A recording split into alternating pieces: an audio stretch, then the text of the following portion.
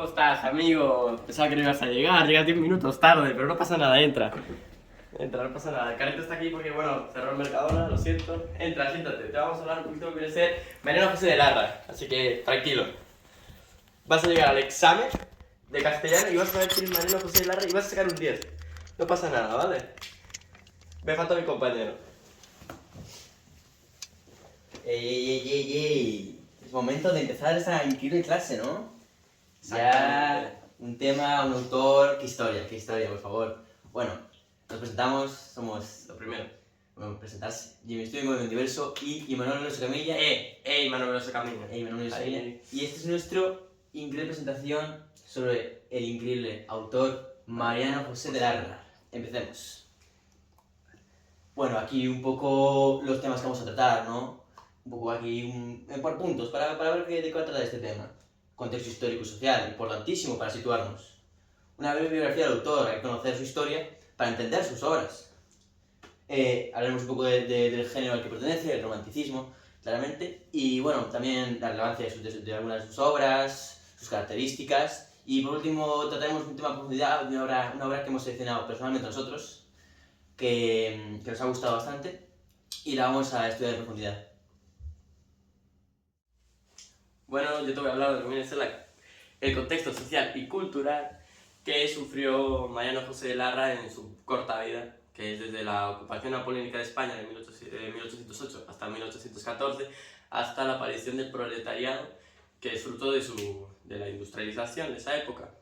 También ha sufrido diferentes cambios de la época, como pues, la Primera Guerra Carlista de 1833 hasta 1840, y el fin de los privilegios de esas clases dominantes como es el clero y la nobleza, que con eso llega a aparecer la nueva clase dominante, que es la burguesía. Estos serán los cambios más importantes de la época que vivió Mariano José de Larra, y así nos situamos bien en la época y lo que pasaba a su alrededor. Una época de mucho cambio, ¿no? Mucho cambio, cambios importantes, que se muchas guerras, sufrimiento, porque al final es un sufrimiento que se va a ver reflejado en sus obras. Sí. Bueno, ahora vamos al siguiente punto, la bibliografía. Vamos a aprender un poco sobre la vida de esta persona. Vida corta, ¿no? Vida muy corta, vivió tan solo 27, 28 añitos, vivió Mariano José de Larra, que a pesar de su corta vida, no le impidió tener una vida muy ajetreada y muy movida. Para empezar, bueno, él nace en Madrid en 1809, muere en 1807 también en Madrid, y empezamos con su vida. Pertenece a una familia pro-francesa. Su padre era un médico que ayudaba a los soldados franceses, y eso al fin y al cabo, tras la expulsión napoleónica de los franceses de España, acarreó que sus padres tuvieran que huir el exilio a París. Luego, al volver a España, Mariano José Larra siguió estudiando, a pesar de que se decía que no era muy buen estudiante, pero bueno, él se unió a la orden de los jesuitas, estudió en la Universidad de Valladolid, y ahí luego ya empezó a hacer su vida tranquila. Y de ahí pues también podemos hablar un poco de pues, su vida sentimental, su vida amorosa, que pues tiene muchos altos y muchos bajos. Ha tenido muchos problemas amorosos, se ha enamorado infinitamente de diferentes mujeres, se ha llegado a enamorar pues, de una mujer casada mientras él estaba casado y tenía hasta hijos, llegó a abandonar a su mujer casada y embarazada, se llegó a enamorar del amante de su padre, y así pues diversas veces, y todo eso termina acarreando de que pues con estos altos y bajos y estos problemas se termina Larra suicidando, disparándose lo más probable en la cabeza. Bueno, ahora vamos a hablar del movimiento que se daba en la época de Mariano José de Larra, que es el romanticismo. El romanticismo, vamos a hablar de su definición y de sus características más importantes. El romanticismo es un movimiento literario, artístico y cultural que se da a finales del siglo XVIII en Alemania e Inglaterra. Los románticos, que son los autores que cultivan este movimiento, rechazan el racionalismo ilustrado y reclaman la libertad del artista, sustituyendo el culto de la razón por el culto del yo. Además de esto, le dan cavidad y más importancia al idealismo y al subjetivismo. En conclusión, el romanticismo es un movimiento que busca la importancia, pues le da más importancia al artista y quiere dejar de lado ese movimiento que se estaba dando desde entonces, que es conocido como la Ilustración. Ahora pues vamos a explicar lo que son las características de este romanticismo y las más importantes. Bueno, como características más importantes podemos sacar la exaltación del yo, que consistía en, a través de las obras, los artistas reflejaban lo más profundo de ellos y obviamente sus sentimientos más profundos también. Esto acabará desembocando en un individualismo y en el triunfo de esos sentimientos. Luego tenemos el idealismo. ¿Qué nos quiere decir esto? Nos quiere decir que los romanticistas pensaban que había un espíritu que era la fuerza creadora, que no tenía límites y que era infinita. Entonces, lo que nos quiere decir es que ellos se basaban en todas sus obras a partir de ese espíritu de querer crear. Luego tenemos la libertad creadora. Los autores romanticistas son mucho más libres debido a lo que hemos mencionado antes, de que ellos se basan en sus sentimientos para expresar sus obras y ese montón de cosas. Luego tenemos el deseo de evasión. El autor romanticista siempre va a querer evadirse de lo que le rodea, yendo a tiempos más lejanos o a distintos lugares debido a ese conflicto constante con la realidad que le rodea. Luego tenemos el paisaje y la naturaleza. Este va a depender muchísimo del estado de ánimo de los autores y de sus sentimientos. Como bien dijimos antes, se basaban en sus sentimientos para hacer sus obras. Y luego vamos a destacar de este paisaje lugares muy lúgubres, muy misteriosos, etc. Y luego aprecio a lo local y lo nacional que se recupera en esta época. A continuación vamos a hablar un poco del romanticismo en España. Eso lo voy a explicar yo, ¿no? El romanticismo de España llega más tarde que en otros países y llega pues después de la muerte del rey Fernando VII. Además de esto, con esta muerte los exiliados liberales van a poder volver al país. El peak, el momento más importante del romanticismo español, transcurre en los años de 1835 hasta 1840, dando a destacar estos autores más importantes como el mismo Larra, Duque de Rivas y hasta José Zorrilla y otros más. Como podemos destacar que los movimientos más laureados de este romanticismo en España va a ser el teatro y la poesía. La novela también tendrá importancia, pero no tendrá tanta importancia como los otros dos.